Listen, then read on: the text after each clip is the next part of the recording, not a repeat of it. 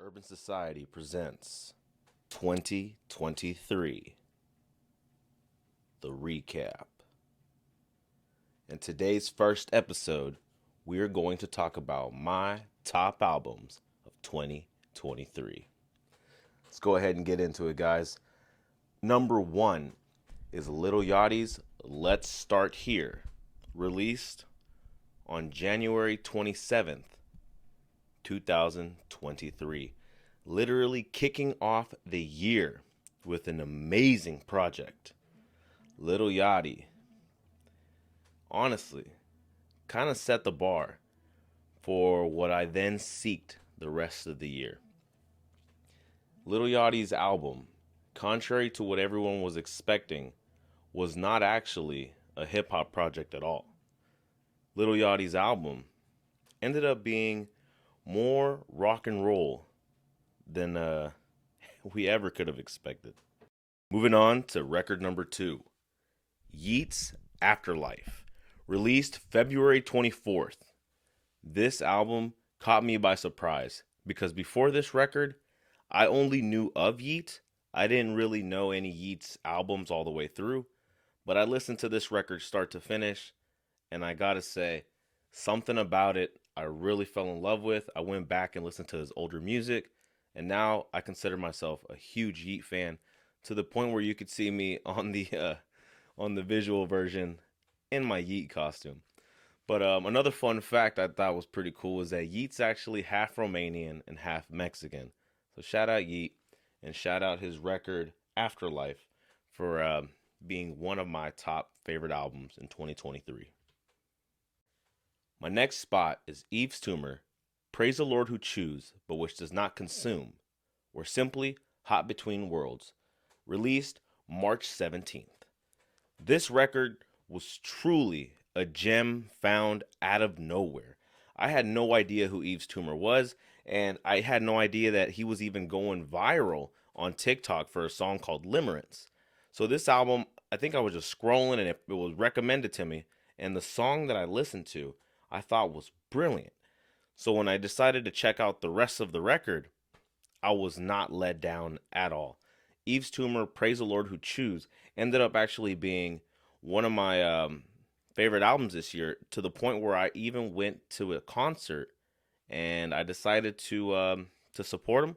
Bought the vinyl, bought some merch, and all in all, it was a great record. Rock, funk influence. It was different, to say the least. It was different. Um, but yeah, Yves Tumor, Praise the Lord Who Chews, but which does not consume, or simply Hot Between Worlds. Shout out to Yves Tumor, and shout out to their camp.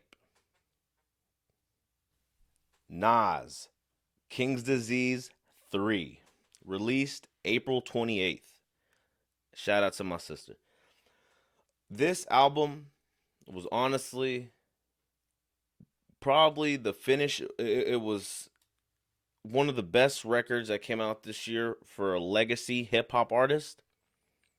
And it wasn't even the last. I think, if I'm not mistaken, King's Disease 3 was followed up by like Magic 2 and Magic 3, and or it might have been vice versa. But Nas has been on a run. There's a lot of good songs on this project, and it actually ended up being one of my favorite albums from this year. So shout out Nas, King's Disease 3 for the 4th spot. Let's get into the next one. Next, we have Gunna, A Gift and a Curse, released June 16th. Now, let me tell you, leading up to this album's release, the hype was big, man, because I have been a Gunna fan for a very long time now, to the point where me personally, I know this is probably a crazy take, but I consider Drip or Drown 2 to be a classic hip hop album, a definitive trap, kind of like spacey stoner's trap album. You know what I'm saying? So I've been a fan of Gunna since Drip Season 2, Drip or Drown, and just seeing how he's progressed was amazing as far as an artist and as far as like his fame and his ability to get access to, better sounding production. And then you had this whole YSL case, right? And let me know what you guys think. But honestly, Cat Shit Fuck You Mean, Rodeo Drive, and Bottom is some of the best hip hop we have received from modern artists in a long time, man. That is just brilliant, brilliant, brilliant. So once again, shout out Gunna, shout out to the YSL camp. Let's get on to the next one. Peso Pluma, Genesis, released June 22nd. Now, honestly, this album flew under the radar because it wasn't an album that I went directly to when it came out to listen to. But throughout the year, it has ended up in my playlist. Little by little has seeped into my playlist to the point where now I look at how many saved songs I have from this record, and it's a lot. It's tons of them. So Peso Pluma dropped a great record, but the ones that stood out in the beginning when I kind of listened to it were like Lady Gaga and Rubicon. But now there is just so many songs from this record that I just gotta give it to him. Rounding out my halfway spot, sixth spot. Gotta salute him, man. Gotta salute him. Moving on to the next spot. Now we're talking about hype. The hype was real. Travis Scott's Utopia, released July 28th after so many delays, after a long rollout where nobody knew what to expect. Nobody knew what to expect. And then the album drops. And what did we get? Utopia. This album feels like Yeezy Jr., like Yeezus Jr., you know what I'm saying? Utopia has heavy, heavy, heavy Ye influence. And, you know, and that's not, and it goes without saying because even Trav in one of his concerts brought out Ye and gave him credits, gave him his dues, and said, you know, I would not be here, Utopia would not be here without Ye. So for that reason alone, Utopia lands into one of my spots for the favorite albums of 2023. And also, if you guys checked out my other videos, actually ended up in one of my concert spots as well. So salute Trav, salute Utopia, and his whole team over there at Cactus Jack. And yeah, man. Shout out Trav, Utopia. Let's get on to the next one. Next one is Doja Cat's Scarlet, released September 22nd of this year. And let me tell you, the rollout to this album, we're talking about rollouts here. This rollout was insane because she had dropped songs that were doing really good. Paint the Town Red, and there was another one that she dropped way, way back time ago. But leading up to the album coming up, she was doing all these appearances where she was dressed like a cat. And then there was another appearance where she was dressed in all red, where she looked like, some people were calling her a hot Cheeto, as other people were saying that she looked like a red Mystique. Other people were saying she looked like she had a bunch of shit all over, you know, she just looked bad. But then, album comes out, Doja Cat does her thing. Great visuals. The presentation is obviously super edgy on purpose, but the lyricism on the record definitely delivers. And it's good, man. It's good music. Even to this day, there's some in my playlist. I gotta salute Doja Cat for Scarlet. That was a good record and a good one for female hip hop this year. Honestly, she did a good job, man. So salute. Moving on to the next one. Now we talked about Latin artists earlier this list, but the next one, honestly, is probably the king of this year in everybody else's list. You know, not trying to say that he's not the king of my list. But Bad Bunny's Nadie Sabe Lo Que Va a Pasar Mañana dropped the day after my birthday. And since then, I feel like the only sound snippet I hear on every fucking reel and short and anything, TikTok, is Monaco.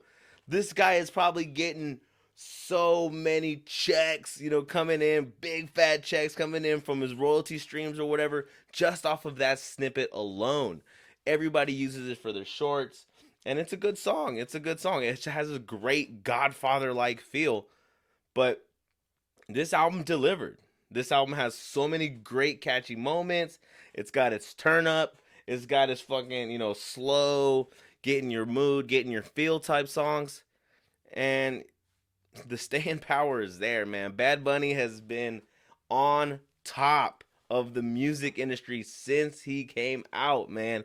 Since Por Siempre, this man has just, he's there.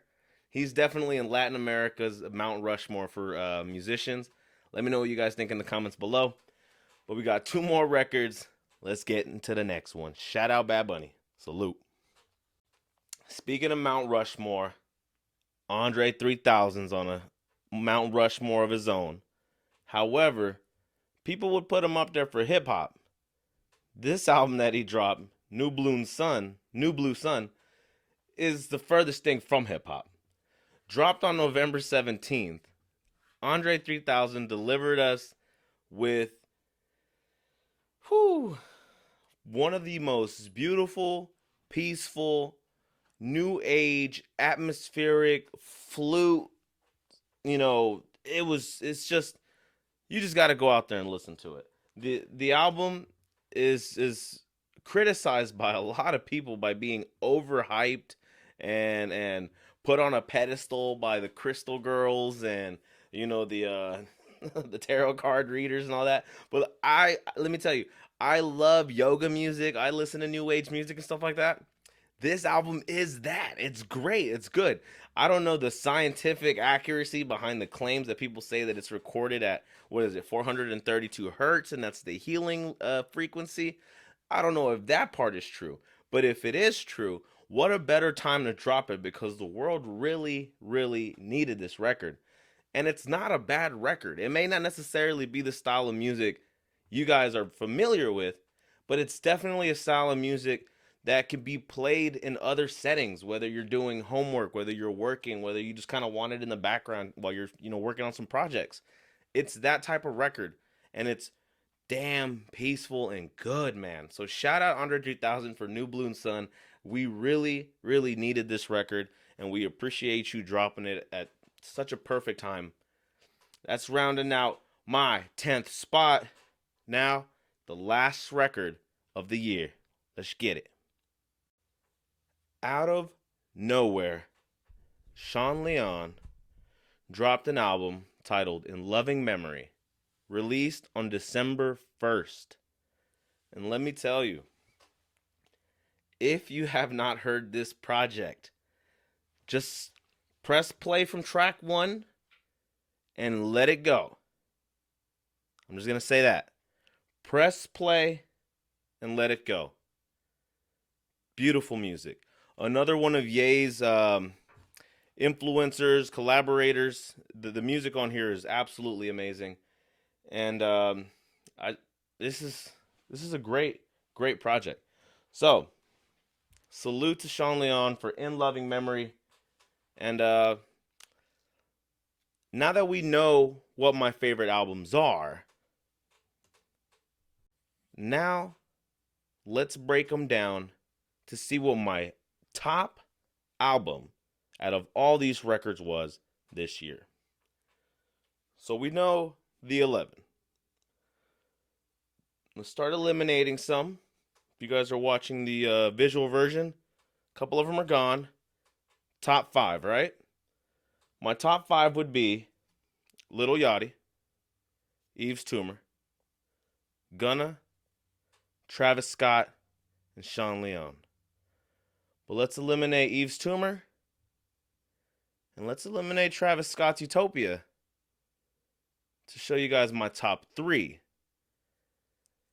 We got Lil Yachty, Gunna, Sean Leon. Now that's not bad right there, right? If we're thinking about top 3 records, and I'm nobody, right? You guys probably don't have any, my opinion doesn't have any weight. But from this random person who has his podcast and has his YouTube channel and has, his own opinion on music, this guy thinks that the 3 best albums this year were Lil Yachty's, it's Let's Start Here, Gunna's A Gift and a Curse, and Sean Leon's In Loving Memory. If you guys have these exact 3 as your top 3 albums this year, please let me know in the comments below. I doubt anybody has these exact 3, but I am curious to know. Leave them in the comments below. Now, who has this as their top album this year? We're gonna eliminate 2 records, okay? Gunna, loved your album, but there's a couple misses in there. Out of here. And then Sean Leon, you had a great record, man. But, same thing. Came in at the end of the year. I have to see if I live with it. So my best album of 2023, going on 12 months of consistent streaming, Lil Yachty's Let's Start Here. Let me know if you guys have the same album in your number 1 spot for this year. And that's my list of my favorite albums for 2023. Thank you guys for watching. I appreciate you. Like, comment, subscribe, share. And that is all. You guys have a great day. Goodbye.